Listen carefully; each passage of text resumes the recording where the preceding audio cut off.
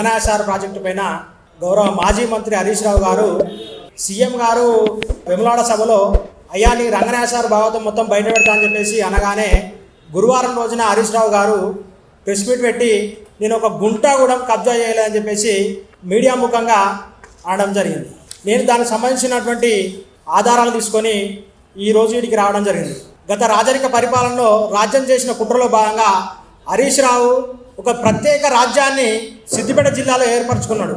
అక్కడ పాత్రదారులు సూత్రధారులు మొత్తము అధికారులు ఆయన అనుచరులే మొత్తము దీనికి ప్రధాన కారణం. వాళ్ళు ఏది చెప్తే అదే నడుస్తుంది తప్ప వేరే ఇంకొకటి జరగదు. అక్కడ నువ్వు లీగల్గా చట్టం ఉన్నది ఇది ఉన్నది అంటే నువ్వు ఏది చేసినా అదే లాస్ట్కి అయితే కోర్టుకు పోయినప్పటికి కూడా కోర్టులో గత ప్రభుత్వంలో న్యాయం జరగలేదు. చాలామందికి కోర్టు దాకా ఓలేకపోయారు ప్రజలందరూ. ఇప్పుడు అదే విషయం మీద నేను చాలా అప్పుడు ఉన్నటువంటి వీళ్ళ బీఆర్ఎస్ వ్యవస్థలో జరిగినటువంటి చాలామంది లీడర్లు కానీ ఈయన విషయం కానీ బయటకు తీసి మాట్లాడితే నన్ను చంపేస్తామని చెప్పేసి కూడా గతంలో ఈ నంబర్ ద్వారా గతంలో 2023 డిసెంబర్లో నాకు చంపేస్తామని చెప్పేసి ఫోన్ చేసిండు. అందులో ఏం మాట్లాడినంటే నువ్వు పోతూ ఉంటే లారీలు వస్తాయి టిప్పర్లు వస్తాయి బిడ్డ జాగ్రత్త నేను లేపేస్తామని చెప్పేసి చెప్పి నీకు ఎవరు చెప్పుకున్నారు ఈ మాట అంటే మా అన్న చెప్పిండు. మీ అన్న ఎవరంటే హరీష్ అన్న అని చెప్పేసి మాట్లాడడం జరిగింది. ఈ నంబర్ మీద మీరు పూర్తిగా ఎంక్వైరీ చేసి కూడా మీకు మొత్తం డీటెయిల్స్గా ఈ నంబర్ ఎవరు వాడిరు ఎవరి దగ్గర ఉండే ఈ లొకేషన్ ఎక్కడ ఉండేదని మొత్తం డీటెయిల్స్గా మీకు తెలిసి వస్తుంది. రెండో విషయం ఏంటంటే ఈయన ఈ విషయం ఇట్లా చెప్పగానే అయితే నువ్వు నన్ను చంపడం అన్న కావాలి లేకపోతే నీ అక్రమ దందాలు మొత్తం నేను బయట పెట్టి నేను జైలు పంపిణీ కావాలని చెప్పేసి నేను డిసైడ్ అయ్యి ఆ రోజు రంగనాయసాగర్ మీద ఆ రోజు నుండి స్టడీ చేయడం జరిగింది. రంగనాయసాగర్ మీద స్టడీ చేస్తే 2016 సంవత్సరంలో ఒక గెజెట్ నోటిఫికేషన్ వచ్చింది. రామంచ రెవెన్యూ చిన్నకోట మండలంలో లెటర్ నంబర్ B/788/2016 డేట్ వచ్చేసి 27/10/2016 రోజున ఒక ఎంజాయ్మెంట్ సర్వే చేసి అక్కడ ఎవరు కబ్జాలో ఉన్నారు ఎవరు పట్టాదారులు అని చేసి అక్కడ ఉన్నటువంటి అధికారులు డీటెయిల్గా నోటిఫికేషన్ ఇవ్వడం జరిగింది. ఈ నోటిఫికేషన్ సంబంధించి దీనికి సంబంధించి వచ్చేస్తే సర్వే నంబర్ 402లో ఏలేటి లత ఈమె పేరు మీద 1 ఎకరా 21 గుంట భూమి ఉన్నది. బత్తు మాధవి ఈమె పేరు మీద 1 ఎకరా 19 గుంటలు ఉన్నది. భీమారి లింగయ్య ఈయన పేరు మీద 1 గుంట. బత్తు లింగం ఈమె పేరు మీద 8 గుంటల భూమి ఉన్నది. ఈ భూములలో వీళ్ళు సేకరించినటువంటిది ఏంటంటే ఏలేటి లత దగ్గరికి వెళ్ళి 1 ఎకరా 21 గుంట భూమికి 20 గుంటలు సేకరించారు. ఏది అప్పుడు ఈ రిజిస్ట్రేషన్ డాక్యుమెంట్ నెంబర్ వచ్చేసి 10475/2016లో ఆ రైతు రిజిస్ట్రేషన్ చేసిండు. ఇంకొకటి బత్తు మాధవి ఈమె పేరు మీద 1 ఎకరా 19 గుంటల భూమి ఇరిగేషన్ ల్యాండ్లో వేయింది. అందులో ఆమె రిజిస్ట్రేషన్ డాక్యుమెంట్ నెంబర్ వచ్చేసి 10475/2016 ఈమె ల్యాండ్ ఉన్న కాడికి మొత్తం కంప్లీట్గా అందులో వేయింది. ఇంకొకటి భీమారి లింగయ్య పేరు మీద అంటే వీళ్ళ అమ్మ పేరు మీద ఉంటే వీళ్ళు 4 అన్నదమ్ములు. వీళ్ళ అమ్మ వచ్చేసి 2013లో చనిపోయింది. చనిపోతే కబ్జా కాలంలోకి వచ్చేసి బాతు లింగం బాతు మల్లయ్య బాతు దేశయ్య బాతు చంద్రం వీళ్ళు 4 అన్నదమ్ములు అయితే వీళ్ళ పేర్ల మీద ఎంజాయ్మెంట్ సర్వేలో వచ్చింది.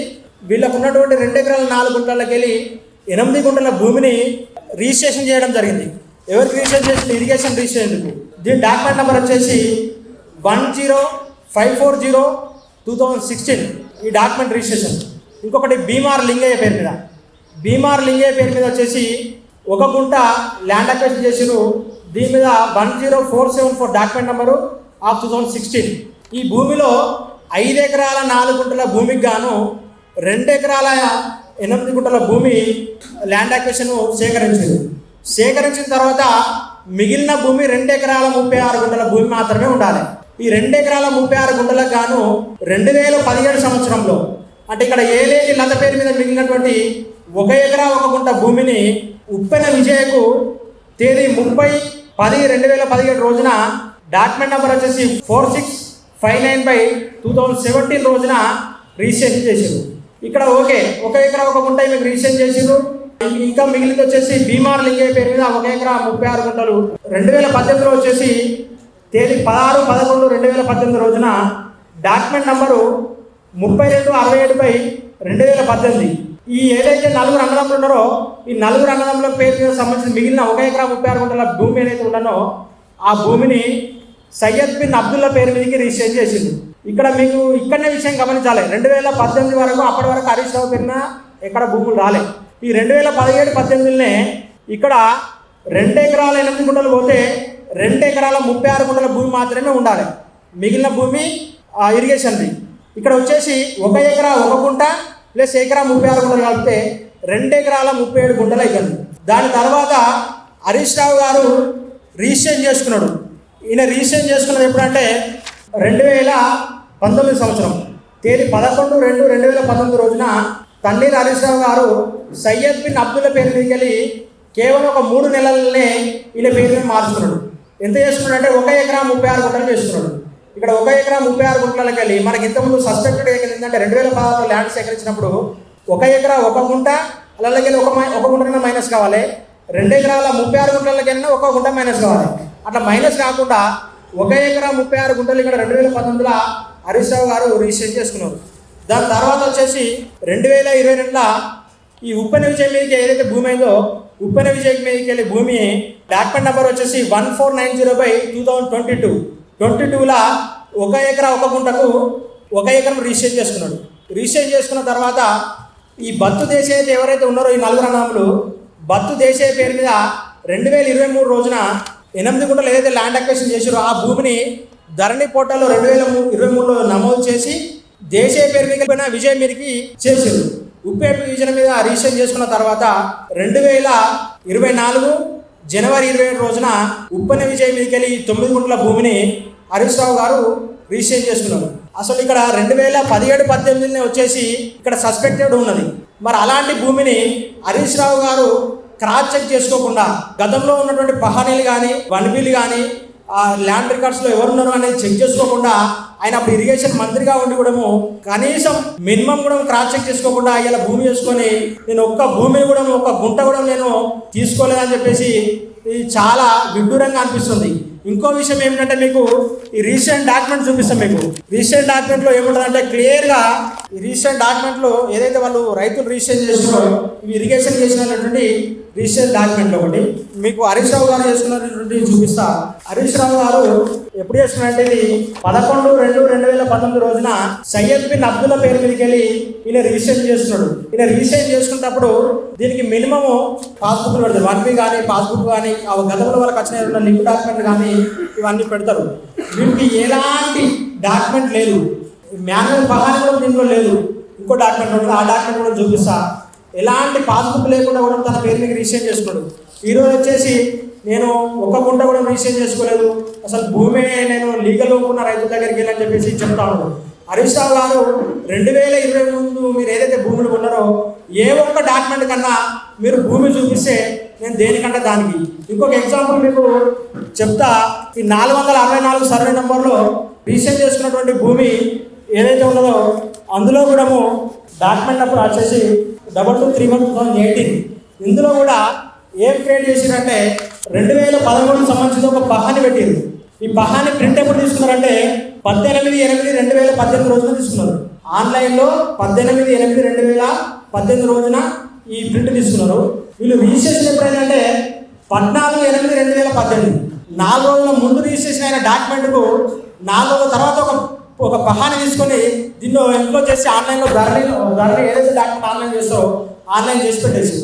అయ్యా నేను అడుగుతా ఉన్నా, పాస్బుక్ లేకుండా పహానీలు లేకుండా అసలు నువ్వు మామూలుగా మాన్యువల్గా రాసుకొని ఏది పడితే రాసుకొని సంతకాలు పెడితే అయిపోతుందా అని చెప్పేసి నీ సందర్భంగా అడుగుతున్నా. మీకు స్టార్టింగ్లో చెప్పిన ఏదైతే గతంలో అక్కడ ఉన్నటువంటి అధికారులు కానీ ఆయన అనుచరులు కానీ ఇష్టానురీతిలో యథేచ్ఛగా చట్ట విరుద్ధంగా ఇష్టం వచ్చినట్టు పనులు చేసిరు. ఎవరన్నా అడ్డు అదుపు చెప్తే వాళ్ళ మీద అక్రమ కేసులు, నిర్బంధాలు చాలా రకంగా హింసించి కొంతమంది డైరెక్ట్ వారే ఆత్మహత్యలు చేసుకునే పరిస్థితి క్రియేట్ చేసింది. నేను అడుగుతున్న హరీష్ రావు గారు ఈ సందర్భంగా నిజంగా మీరు నీతిమంతులే అయితే మీకు చిత్తశుద్ధి ఉంటే మీరే సిఐడి కానీ సిబిఐ కానీ ఒక లెటర్ పెట్టండి. లెటర్ పెట్టి నా భూముల రంగనాయకు సంబంధించినటువంటి నా భూముల పైన విచారణ చేయండి, నేను దీనికి పూర్తిగా మద్దతు ఇస్తున్నా, మీకు లెటర్ పెడుతున్నా అని ఈ సందర్భంగా నువ్వు మాట్లాడు. నువ్వు ఒక లెటర్ వాళ్ళకు ఫార్వర్డ్ చేయి. అప్పుడు తెలంగాణ సమాజం నిజంగానే హరీష్ రావు నీతిమంతుడు అని చెప్పేసి నమ్ముతుంది. లేకపోతే నిజంగా అక్రమంగా సంపాదన అవుతుందని చెప్పేసి ఈ సందర్భంగా నేను చెప్తా ఉన్నాను.